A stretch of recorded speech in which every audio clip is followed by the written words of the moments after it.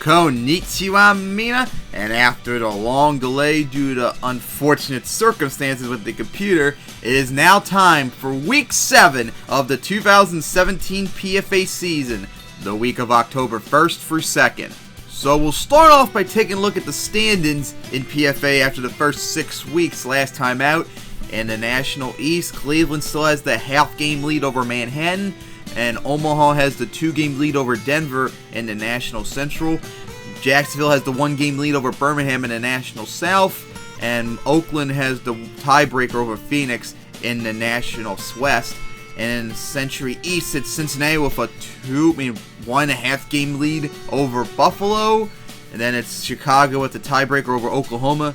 In the Century Central, Miami has the half-a-game lead over Orlando in the Century South. And finally, Seattle has the tiebreaker over Las Vegas and San Francisco in the Century West. And of course, we now go take a look at the schedule for Week 7 as the 1 p.m. games get things started with possibly an offensive shootout in the making. Jacksonville going to Atlanta, and then Tampa going to Birmingham, Philadelphia going to winless Boston, Dallas going to Buffalo, Baltimore going to Columbus, Cleveland going to Houston, Louisville going to Indianapolis. This could be important for this National Central's second or third seed. Orlando going to Miami. Whoever wins that game will have the lead in the Century South, depending on what happens with Dallas possibly as well. And then another big game in the Century Central when Detroit visits Minneapolis. And then we get to the 4 p.m. games with Manhattan going to El Paso. And then Oakland going to Hawaii, an important game in the National West. And then San Antonio going to Kansas City. Omaha going to Los Angeles. Oklahoma going to Milwaukee. San Diego going to New Orleans in a matchup between the terrible teams so far who were division winners from a year ago. And then Phoenix going to Portland. And then a surprise game out of nowhere where we're having division leading Cincinnati also going to the division leading Seattle. And then we get to the Sunday night game, which is going to be big, as Chicago visits Washington in a could have been PFA Bowl 1 showdown. And we get to Monday night with Denver going to San Francisco. So let's get Week 7 underway. So we get the week off started with the undefeated Jacksonville Bucks visiting their division rival Atlanta Trojans, as Jacksonville's trying to keep up ahead of Birmingham in the National South. And of course, this video was filmed the day after the Georgia Dome was destroyed, which was such a sad sight to see. But hey, in this universe, the Georgia Dome still lives on. So now let's get to the game. And Jacksonville would barely pull it off, 34-33, as they now go to 6-0 and match their wins from last year, as their quarterback Michael Winters was 17 of 27, 257 yards, 3 touchdowns and a pick. Atlanta's quarterback Cody Perry was 17 of 37, 358 yards, 3 touchdowns and 2 interceptions. He did not really have as good of a day. Atlanta's wide receivers Joseph Emmons had 5 receptions for 155 yards and 2 touchdowns, and Christopher Eaton had 5 receptions for 129 yards and a touchdown. Jacksonville free safety David Stock had 12 tackles and a pick, and Atlanta's defensive end William Phillips had 6 tackles and 3 sacks. So once again, Jacksonville for the third week in a row had to barely pull off the win. And the defense has not been looking as good lately. So I wonder if Jacksonville's starting to fall back to what they were last year. But hey, if they do, so far they're off to a 6-0 start. Maybe that could be just enough, maybe to get them a wild card spot, maybe. But then again, we gotta see what happens. We'll see if they can keep up with Birmingham in the National South. And another tough loss for Atlanta, as they now lost 3 in a row. Then we go out west for a bit, as it's another National South showdown, as Tampa visits Birmingham, as Tampa's trying to keep this momentum going after another win, while Birmingham's trying to recover from that disappointing loss against Washington the week before. But Birmingham would crush Tampa 33-3 to move to 5-1, as Tampa now drops to 2-4. Birmingham quarterback Ollie Burke was 14 of 22, 167 yards and 2 touchdowns, and their running back Guy Metz had 32 carries for 155 yards. Tampa's linebacker Phillip Paul is the only good spot for Tampa today, as he got 13 tackles, 6 sacks by Sack and Sting, which is Birmingham's defense. And I wanted to show you all this. After 6 games now, Birmingham's allowed only 6.8 points a game. If they keep up this current rate, they'll allow only 123 points at the end of the season. Remember, this is 18 games, not 16 like in the NFL. So that means Birmingham will allow 42 less points in 2 extra games than the 2000 Ravens, who have the best best defense all time with 16 games when they allowed only 165 points. So I think Birmingham is, at the current rate, might have to be one of the greatest defenses in football history at this point, because this is ridiculous. Then we go up north to Gillette Stadium as we have a National East showdown with Philadelphia visiting Boston. Philadelphia, who beat Boston earlier this year, trying to win to keep up with everyone else in the National East, as Boston's still trying to get their first win after they got destroyed by Baltimore last week. And of course, Philadelphia still without their starting quarterback, Leroy Black. And that would be huge, as Boston would get their first win of the season as they beat Philadelphia 20-17. Boston's quarterback Stephen Osborne was 25 of 34 for 226 yards, and their running back Samuel Willis had 27 carries, 102 yards, and a touchdown. And their linebacker Daniel Spinks had 10 tackles. Meanwhile, Philadelphia's linebacker James Harlan had 12 tackles and a sack, and their strong safety Bernard Hawkins had 11 tackles. So a big win for Boston. That was a major devastating blow to Philadelphia's morale for the season. Then we go to another Century Conference matchup where it's Dallas visiting Buffalo for the first time ever. These two are playing against each other, as Dallas is trying to keep up with Miami and Orlando in the Century South, and Buffalo's trying to keep up with Cincinnati and everyone else in the Century East. Dallas would dominate Buffalo 23-0 as they now move to 4-2 as they tie Orlando for the record, as Dallas quarterback Troy Hill was 21 of 35 for 190 yards, 2 touchdowns. Buffalo linebacker James Ferris had 11 tackles and a sack, and 6 sacks by Dallas' defense. They had a dominant performance today as Dallas needed that win, but another tough loss for Buffalo. Then we go down south to Columbus as we get a Century East showdown as Baltimore is visiting Columbus, a team they've never lost to, as Baltimore's trying to keep up in the Century East after that dominant performance against Boston last week, as they are playing in a rain that is huge storm systems covering the entire Rust Belt area from New York all the way down to into Indiana. And Baltimore would blow it again as they lose for the first time ever to Columbus, as Columbus has now won 2 in a row for the first time ever as they win 31-19, as Baltimore quarterback Andrew Lassiter was 13 of 24, 258 yards and a touchdown, and Columbus quarterback Albert Hendrick was 28 of 42, 374 yards, almost made it to the top 10, 3 touchdowns and 2 picks. Baltimore's wide receiver Ariel Leary had 5 receptions for 105 yards and a touchdown, and Columbus wide receiver German McNair had 5 receptions for 125 yards. Another huge, devastating loss for Baltimore. This is supposed to be their dream season, and they're just pissing it down their leg at all these blowout losses. But hey, Columbus now won 2 in a row and very strong offensive performances to keep up with Cincinnati and everyone else in the Century East. Then we go down south to Houston and NRG Stadium, as it's the undefeated Cleveland Bulldogs visiting the Houston Twisters in their rematch from last year, if you remember, when they played each other in the very first game too. As Cleveland's trying to get a heads up against Manhattan in this National East, and Houston's trying to recover their disappointing season so far. Cleveland would beat Houston 20-9 as they go 5-0 for the first time ever, as Cleveland quarterback Scott Hernandez had struggled today, 18 of 27 for 256 yards, a touchdown, and a pick, as their wide receiver Gerald Todd had 6 receptions for 143 yards and a touchdown, and Houston's linebacker Juan McKnight had 12 tackles in his otherwise very strong season so far to a disappointing Houston team. Then we go up north to Indianapolis, as we got a pretty important, surprisingly, National Central game on the line as Louisville visits Indianapolis. Louisville has now won 2 in a row with their offense starting to click and their defense playing really good, and Indianapolis has been struggling so far this year. Could Louisville pull off the upset and move to 3-3 and surprise everyone? The Express said to hell with that, as they went on to win 27-13, as Louisville had a 13-0 lead before they allowed 27 unanswered points to lose it. As Stanford Fink, the #1 overall pick for Louisville, struggled this game as he threw his first pick this game too as well. He did not have a good game overall.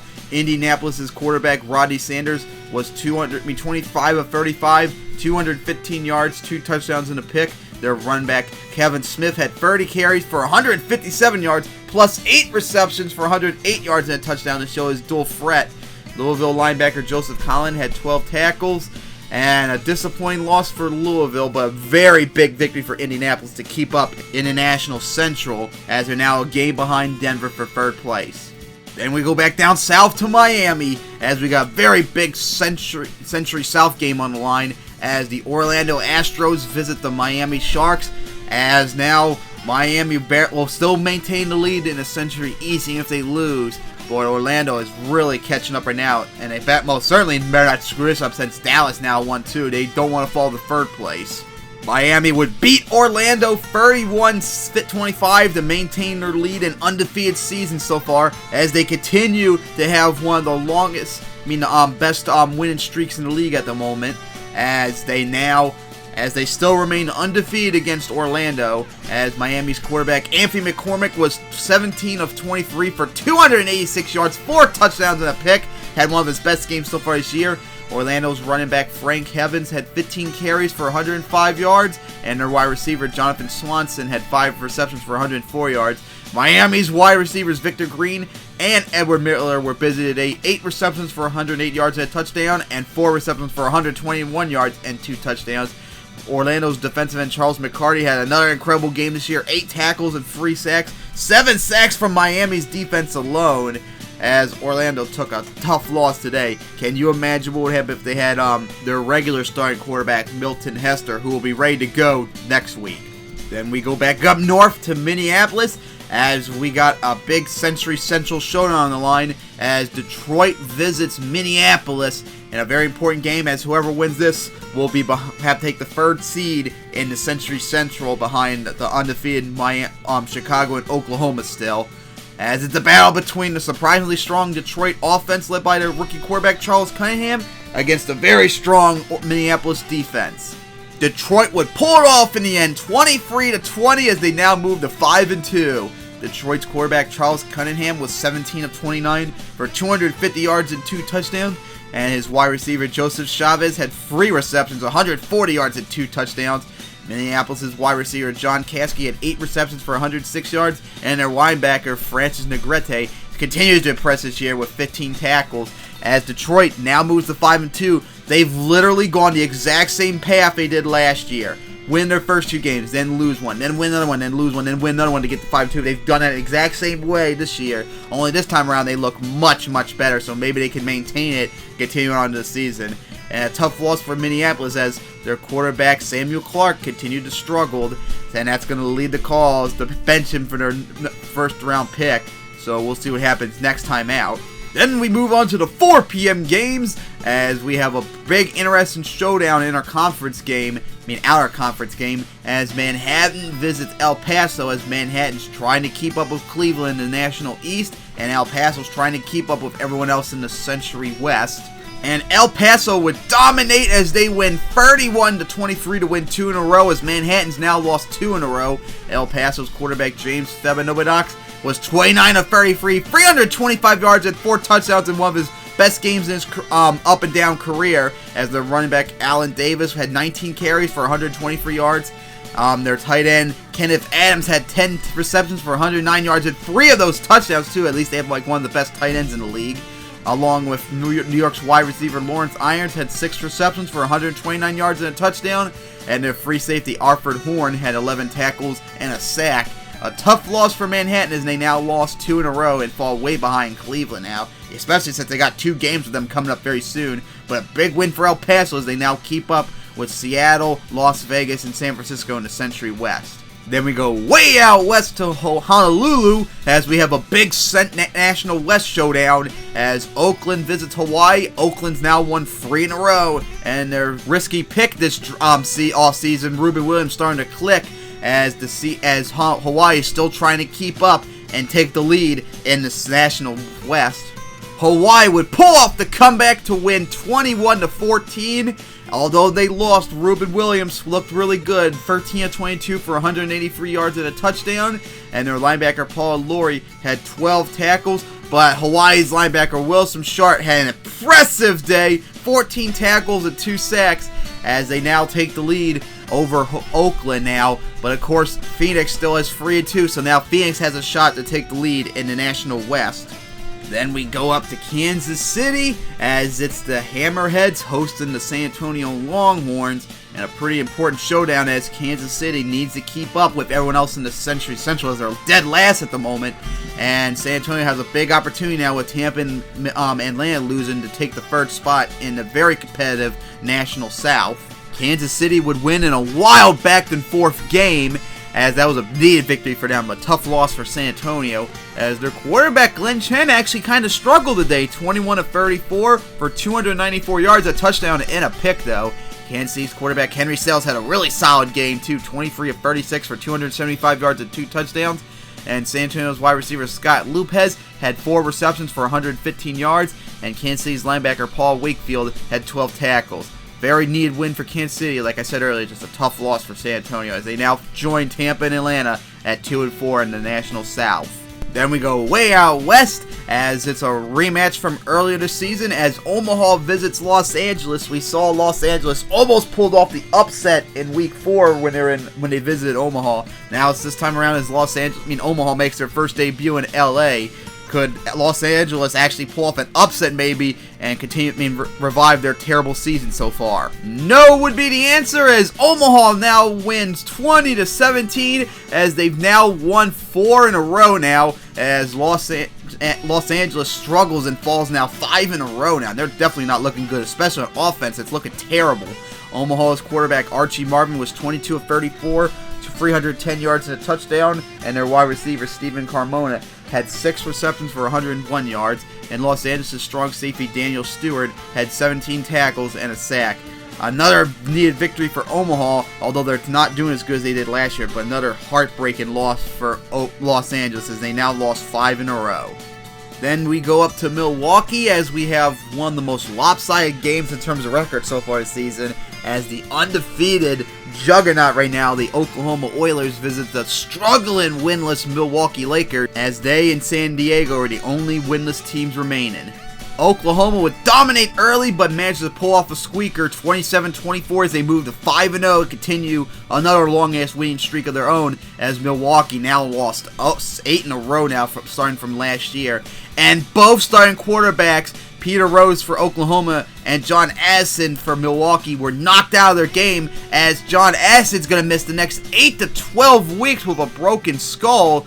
And unfortunately for Peter Rose, he suffered a leg injury. He's going to be out the next 2 weeks, as now his backup, Wiley Chester, trying to maybe get a starting job back. Maybe he can perform enough to do so, as Milwaukee's third string backup, Steven Wilson, was 11 of 15 for 180 yards, 2 touchdowns and a pick. He was really clicking today, along with their wide receiver Eric Williams having 6 receptions for 110 yards and a touchdown, and their linebacker Richard Herron continues to impress this year with 13 tackles.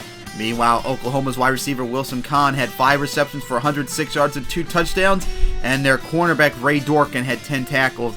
And unfortunately, bad news for Oklahoma.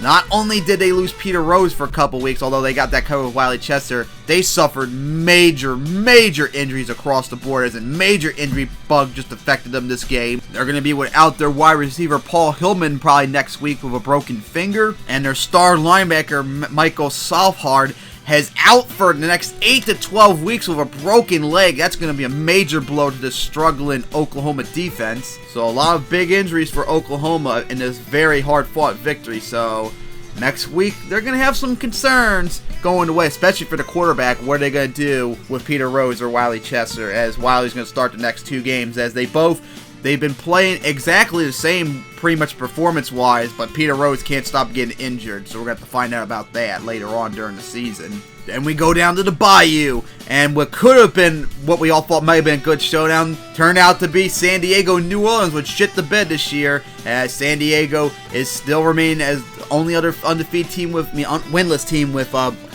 Milwaukee, and New Orleans is really struggling this year, especially with their quarterback James Williams out for the immediate future.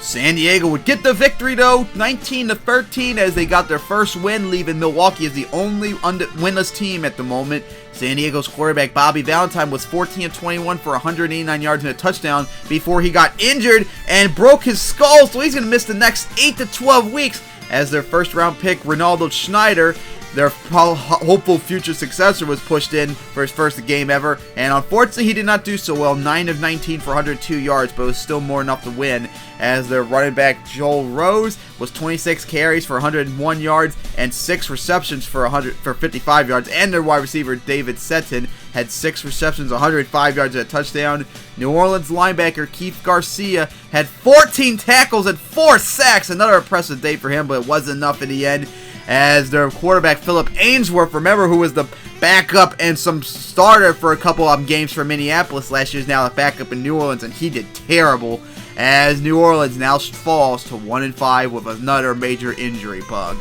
Then we go out west to Portland, as the Phoenix Storm visits the Portland Dragons, a team that they've never lost to, as Phoenix is now looking forward to trying to get the lead for the whole week in the National West, as Portland's trying to catch up with everyone else. Phoenix's defense would hold off a comeback as they would go on to win 28-27, as Phoenix quarterback James Cruz was 17 of 27 for 314 yards, 4 touchdowns and a pick, as their running back David Sexton had 20 carries, 106 yards, and Portland's fullback John Duncan had 7 receptions for 129 yards and a touchdown. Surprising for a fullback to be in a receiving role at the moment.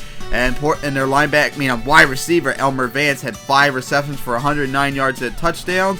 And Portland's linebacker Stephen Fowler had 10 tackles and a sack, as Portland continues to struggle this year. Meanwhile, Phoenix now has the 1-game lead over Oakland and Hawaii in the National West.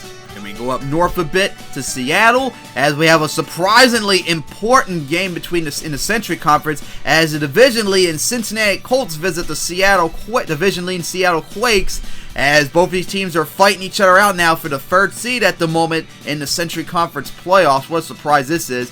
Although, of course, Cincinnati is going to struggle without their starting quarterback Walter Morgan. And Seattle's defense would get the victory for them as they win 17-16 in a comeback, as Cincinnati had a 16-3 lead at one point before Seattle's defense pulled through to help them get the win, as neither quarterback did good today. Cincinnati's linebacker David McKee had 14 tackles and a sack. Seattle's linebacker Melvin Jones had 12 tackles.